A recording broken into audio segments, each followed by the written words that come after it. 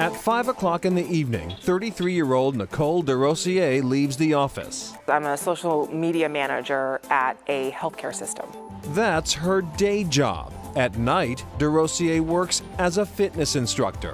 When I got out of college, I just really felt uncomfortable in my own skin. I knew I wanted to get back into working out, but I cannot work out on a treadmill. I can't be that gym rat. That's not who I am. And one of my old administrative assistants from like my first job out of college was like, have you ever heard of Zumba? And I took a class, I was hooked. First came Zumba, then Bali X, bar, and spin. DeRosier is certified to teach them all. So I wanted to make sure that I was versatile. Let's go, let's go!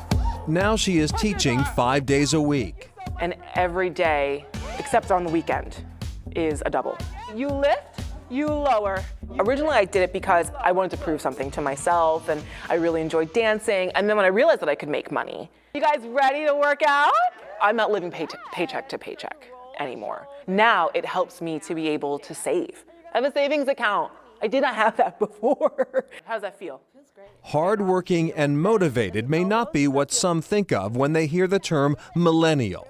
But DeRosier is a millennial. According to the Pew Research Center, millennials are anyone born between 1981 and 1996. Today, they are in their early 20s to late 30s.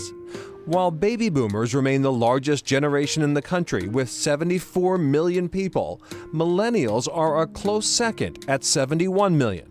They're a significant and often criticized segment of the population. I do think there is negativity associated with the word millennial. In fact, when I was writing my book and thinking about names for it, I had one millennial say to me, whatever you do, don't put millennial in the title. We hate that word. And I always say to people, millennial is no different than baby boomer or Gen X. It's defining your birth years. Lauren Stiller Raclean is president of the Raclean Institute for Strategic Leadership. She raised 2 millennials, studied the generation, and writes about them in this book.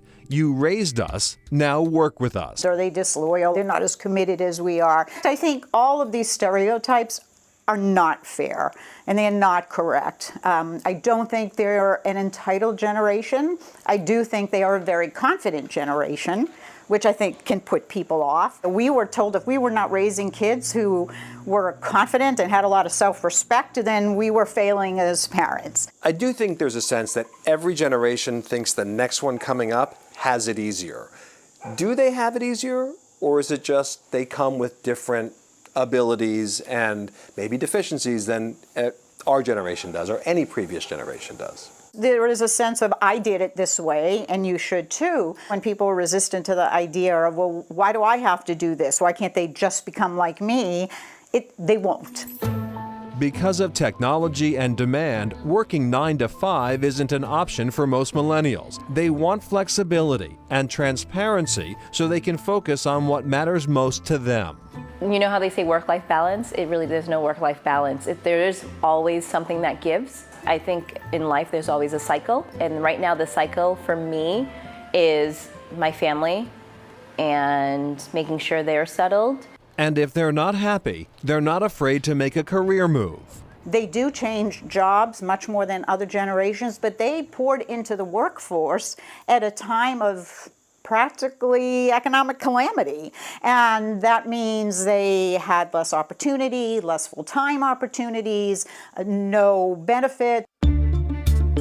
For millennials, Raclean says, where they work is not important. Millennials are very loyal, but they are loyal to people, not to organizations. So what that means is that if they're working for somebody who has their back, who will help them get ahead, who will work with their growth and development in the workplace, they're as loyal as anybody else. But as a generation, again, with high debt and worried about job security and everything else, they are not going to be loyal simply because they may be in a brand name institution.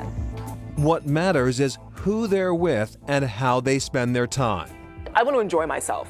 For sure. Like, yes, I need a new car. Yes, we need to move out of our apartment. There are definitely things that, I still want to be able to do. I'm going to Italy in a month, and I'd put my money there versus the house. DeRosier says saving for a vacation is attainable, but for millennials, much of the rest of the American dream remains out of reach. So many young people today in the workplace can't even expect to earn what their parents are earning because the outlook for them is that constrained compared to other generations. It's really the first generation in which the data suggests that they may not be able to outdo their own parents economically.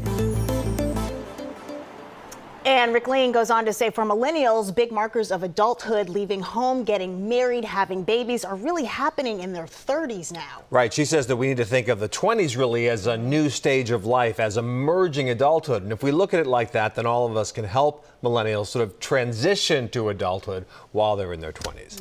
And we will be right back.